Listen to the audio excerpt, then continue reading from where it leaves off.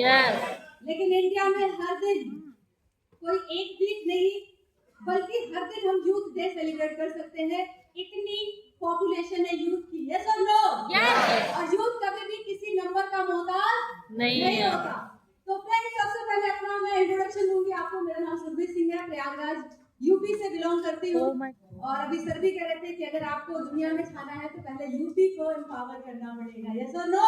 Yes. तो जिन लोगों ने यूपी में अपना बिजनेस बड़ा कर लिया, उनका बिजनेस पूरे इंडिया में बड़ा हो सकता है। ऐसा भी दीपक सर कह रहे थे, ये दीपक सर का थॉट था, मेरा नहीं।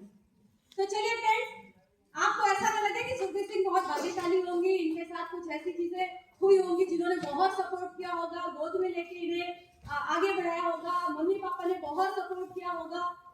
इसलिए ये जानना जरूरी है कि सुखबीर सिंह कैसे बनी है। सब लोग yes. Are you all ready? Yes.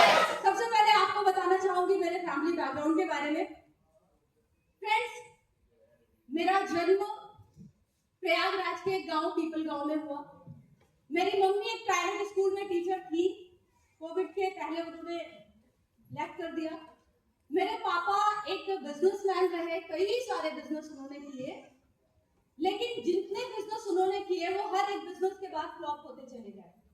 और मेरा पूरा बचपन एक ऐसे जीवन को देखते हुए गुजरा जहां पर हमारे घर में सबसे ज्यादा लोग पैसे मांगने, उधार सामान आया करता था, उधार मुझे याद है बहुत सारे लोग जो घर पे उधार मांगने के लिए आते थे। कई बार मम्मी उनको फेस करती थी, कई बार नहीं करती थी। ये सारी चीजें अक्सर चला करती थी।